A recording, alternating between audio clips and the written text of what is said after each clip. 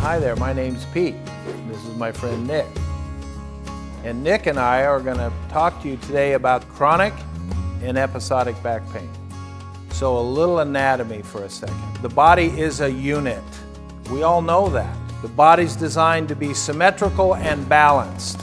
Balanced left to right, not just front to back, which becomes very important as it relates to the position of the backbone. A little bit about the backbone. You've all seen pictures of the human back. It's made up of these little parts. These little parts are called vertebrae. In between the vertebrae are little shock absorbers. They're called discs. If the back is in its designed position, which I will demonstrate to you in a minute, those discs sit in the middle of that vertebral stack at every level, and they allow the backbone to go wherever we go with our bodies, whatever we do. When everything is working properly, the backbone is an S curve. Now, Nick suffers from back pain. Remember, even though the backbone is in parts, the body thinks of this spine as one unit. When one part of the spine moves, the entire spine is designed to move with it. Without killing yourself, just bend over, touch your toes, or go as far as you can.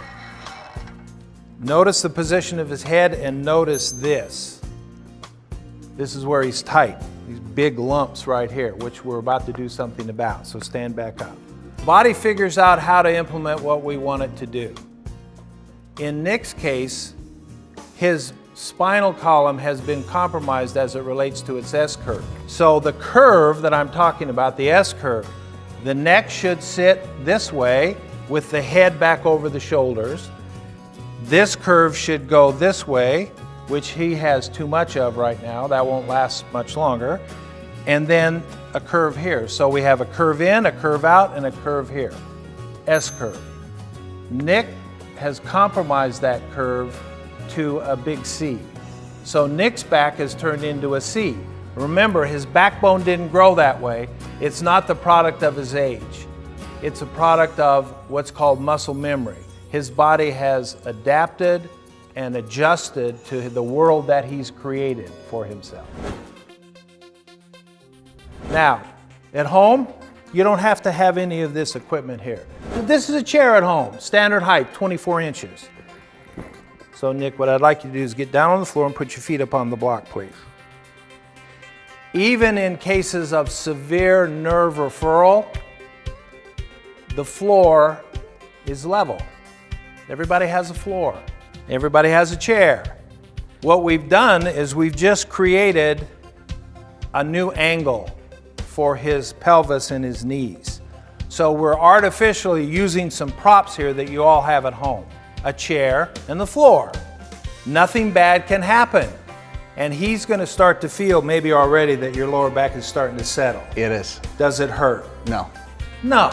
Does it feel good? It feels better, yes. Yes! Starting to feel better. The tension is coming out of his lower back. So what we're going to do is we're going to grab a pillow off the bed. Something about that width.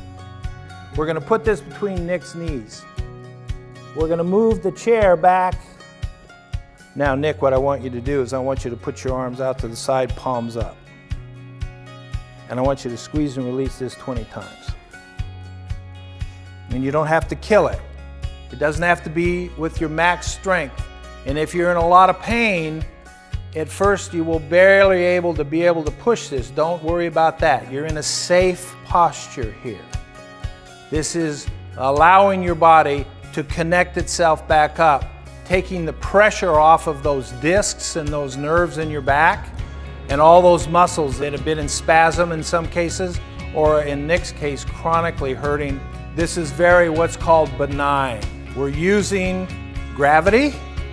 We're using a postural change of the big muscles of his pelvis from his lower rib cage, or what's called the abdominal cavity. Now, you all can do this. It doesn't take a lot of equipment. It doesn't take a lot of time.